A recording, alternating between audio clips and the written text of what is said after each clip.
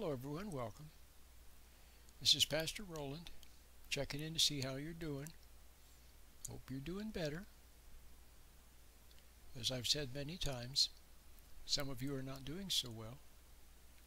You have issues. And your number one issue is you get upset too easily. You get upset and you react to the outside. You react to people. It's mainly people. But you eventually react to everything. If you trip on the carpet or bump into something or something falls down, you react. The phone rings, you react. Cell phone goes off, you react.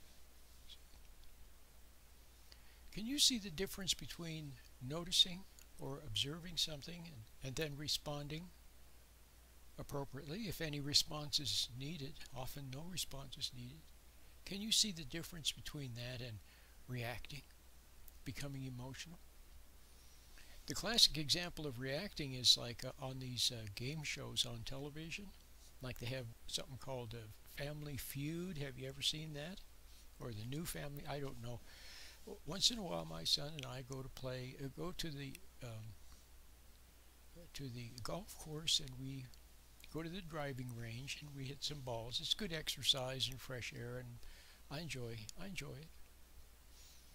And then after I'm done hitting my balls, or we're both done hitting our balls at the driving range, then often he goes to do a little putting practice, and then I go up to the clubhouse and sit in a chair quietly, and they have the TV on. Okay? Now sometimes, most of the time it's sports, but other times it's like some game show, like on a weekday afternoon. So there I am watching it, and everything is react, get excited, scream, jump up and down and yell. Of course, some of it is contrived, but others of it is real reaction. Okay? And then when two people get into an argument, what do you see? One person reacts to the other reacts to their reaction, then the other one reacts to their reaction, back and forth, and it's usually, it's never good. Turns into an argument. Not good. Now, what you have to realize is two things. Number one, what you see on the surface is just the tip of the iceberg. You've seen the old drawing on the blackboard where somebody draws an iceberg. As a matter of fact, I just happen to have my new whiteboard that I got for Christmas right here.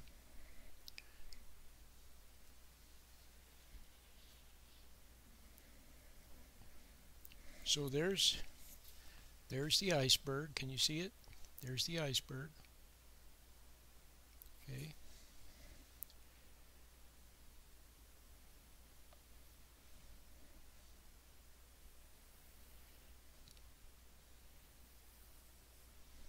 And that's the surface of the water. Okay? That's the surface of the water. So that's the surface of the water, and this is all under the water. So you see what the point is. You only see the tip of the iceberg. Most of the iceberg is under the water. That's why ships have to be very careful, because there's more under the water than you can see on top. Well, when you react, when you get irritated at traffic, or you become resentful toward your husband, or you become impatient with your children, or you react when there's a little extra work, or you get a bill that isn't paid or something, when you react, all that people can see on the surface and all you see is the tip of the iceberg, because underneath there are millions of changes taking place in your body, in your bloodstream, your organs, your glands, your blood vessels, all the way down to the smallest capillary and down to at the cellular level, because of your reaction. Okay? That's what you need to understand. And the other thing that you need to understand is that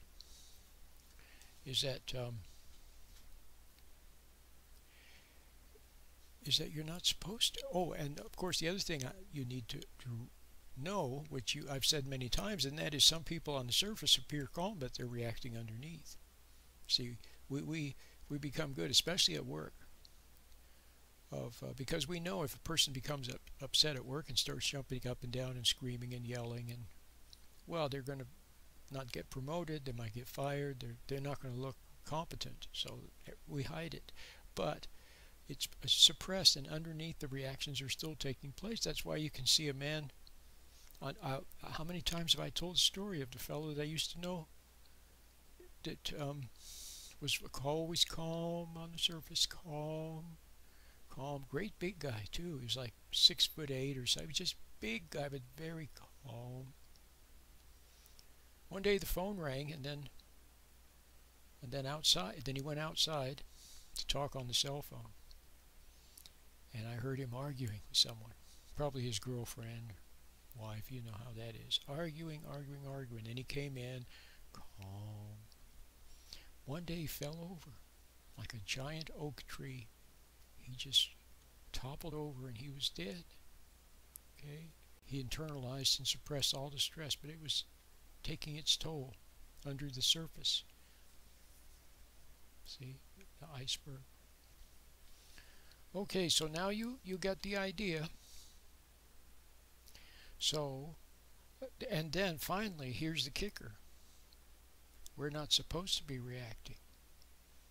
We are supposed to be so close to the inner light from God, to what is called intuition, conscience, that it should be a lamp unto your feet. You should have a rapport, be so close to it that you're always near your intuition, and you look to it. Look to it for guidance, for wordless guidance, subtle wordless guidance, what to do in any moment. So you are responding to the inner. Your connection, the flow, the union, the rapport is with the inner. And the outer, whatever's out there, people, places, situations, objects, it's just out there. And you observe it. It's like look. And so you are bonded to the within. And then when the outside happens, you observe it, but it doesn't bother you. You just notice it.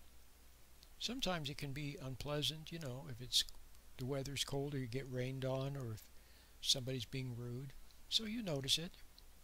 It's not particularly pleasant, but doesn't bother, doesn't upset you. You don't become resentful. You don't become angry. And if somebody says something unkind, you don't take umbrage. If something happens that you didn't expect, you just see that something happened that you didn't expect. Okay? And you take your guidance and you respond to the within, not to the outside. So here's what it is then. You respond to the within, and then from your response to the within, sometimes an action, we'll say response, a word or a gesture or something needs to be done, but oftentimes nothing needs to be done. So you go through life, so you're like self-contained. You're actually protected. See? The outside doesn't faze you. The bad doesn't get in. Only good comes out. What comes from your intuition, from the inner light from God, comes through you. You're a conduit for it. And you express it. What you wordlessly realize, then you express. Okay? And it has a good effect on everything. So that's the way you're supposed to be. So how are you gonna make that happen? Well, first of all, you just have to see that that's the case. And then you need to get my meditation, so that you can learn to sit still, become centered, and re-find your inner ground of good. Re-find the inner light, your intuition from God. Okay? And then go out into the world and now with some composure, some equanimity. And so you're pre-armed. Remember, Paul talked about putting on the armor of God. So now you're pre-armed with patience, pre-armed with grace, pre-armed with kindness, with long-suffering, with all of those which are really an outflow of the good that's in you. It's not your good. It's the good that's in you. It's the inner light. When you get close to that inner light, with the help of the meditation, then you can flow from it. Okay? And then you can realize things in that light. Realize things. So you'll have a rapport with it. Okay? Then you can be a better mom, dad, husband, wife, all the neighbor, worker. And things that have gone wrong. See, all the symptoms now. Physical symptoms, financial symptoms, relationship symptoms, psychological symptoms, all of those are from having turned your back upon the inner light from God, having turned your back upon intuition, common sense, what you knew in your heart was right, and instead reacted to the outside with anger, with upset. See? All right, very good. So now I think I'm going to make an end to this recording. You really need, you need to respond. See, that's the other thing. See, as I am speaking now, what am I doing? I'm trying to help you. I'm like a talking conscience. I am talking from the inner light. I'm talking from my intuition. I don't know what I'm going to say. I have no idea what I'm going to say. And I don't pre-plan what I want to say, because that would be my ego getting involved. See, my ego would be somehow tainting it. So I turn the microphone on and I talk. Okay? So something good comes out. See? That would be good for you. But if you don't respond, see, if people come to the website and stay for 10 seconds and leave and never come back, then they've missed it. See, if they come and you know, for a minute or two and leave and never come back, they missed it. Put the video on and listen to it for 30 seconds and then go watch something else. They missed it. Okay? So you need to hear what I'm saying. That's why it's good to watch my videos and listen to my radio program. Because maybe, just maybe, probably not, but maybe, you'll begin to respond. You'll respond and say yes. You'll see that what I'm saying is true, which proves that there's an inner light in you. Because how do you know that what I'm saying is true? Because the inner light bears witness to it, silently bears witness. You just sort of know that what I'm saying is true. So then what you need to do is to get the meditation and try it. Use it. Not just try it, use it. I started to get better 25 years ago, 26 years ago. Okay, and I was ready. And I had had a book on the shelf, a book that had a clue. The clue to the proper meditation and to coming back to God, in sort of like what I've been telling you now. And it sat on my shelf for years. I knew that it was something good, and so I had gotten it. But I couldn't read it. But then all of a sudden one day, I opened the book up, and the scales fell from my eyes, and the veil was parted, and oh my God, now I see. Now I see. And then I began to realize truth. See, there's a difference between realizing truth and studying truth. See, remember Christ said,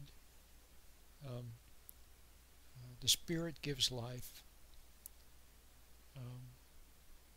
I forgot how he said it. The letter killeth in the Old English version. The letter killeth, but the Spirit giveth life. Okay.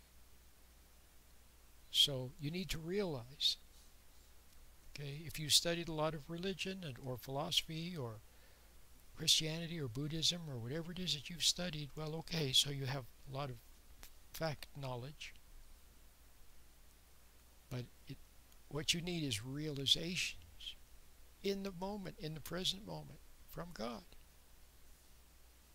Okay, that's what you need. So, use the meditation. My easy meditation is free. And then, of course, you can also check out some of my books. I have some excellent books. A Brief Introduction to Stress Management is very good. It's only 80 pages, I think. Very good. It talks about in psychological terms and physiological terms about how our body responds to stress. And remember what I said. You're not supposed to be reacting to stress. You should be so close to the inner ground of good that you go through life as like an observer. See? Can you see how your attitude has a lot to do? Zig Ziglar always said that your attitude determines your altitude. Your attitude determines your altitude. But that's very true. See, there's an attitude factor. I'll give you an example. For example, if you're on vacation, you're on a really nice vacation, and you're in a town that you've never been before, on vacation, especially when you were a little kid. Now, if you go on vacation, you're probably still worried about this and worried about that, and thinking about the job and what you should have done, and what getting on your cell phone and calling to make. You see, it's still there. But when you were a kid and you were on vacation, it was magic. And you went through town and you saw many things, buildings and people and all kinds of interesting things. And then, see, you didn't get upset, nothing bothered you. You just saw all these things. It was very interesting. So you have to become more like a tourist in life, where you're not getting upset by everything. You see how there's an attitude involved? I'll give you another example. It's not my example, but somebody gave it, and it's very good. It's very good, so I'll use it. If you were walking down the street and then a guy came up to you and said, "I'm a Hollywood producer and I'm making a movie, and we need an extra right now for a scene we're filming. We'll give you $1,000 for someone to come up and slap you." Okay, that's all you have to do. You'll be filmed and somebody will slap you. Or they'll call you a jerk and slap you, and you're going to be in the movie, and you're going to get $1,000 for it. You said, great. So now there you are, and you're being filmed, and somebody comes up and calls you a jerk and slaps you. Are you going to get angry? No. Why? Because you were prepared in advance to know that it's for the Hollywood movie. So now if you go through life and you see that other people are out of control, look, you're out of control, aren't you? Can you stop yourself from making mistakes and reacting and getting upset and all these things? You've tried. It doesn't work. Okay? Or maybe you have some kind of a habit that you've tried quitting and it just hasn't worked. Okay. Well, but let's say you went through life and you saw, for example, that other people are out of control. So then you wouldn't hate them anymore. You would simply see that they're out of control. They can't help themselves. They're not deliberately out of control. They're not deliberately being mean or rude. They're just, they can't stop themselves. Remember Christ on the cross, the last thing he said was, "Father, forgive them, for they know not what they do." So now you can be more forgiving when you see that other people are, they have issues, they got problems, and so you won't take it personal. So then you don't become resentful, you don't become upset. You see how that works? All right. So, hope you enjoyed today's video. Start meditating. Get some of my books. And we'll see you next time, Lord willing.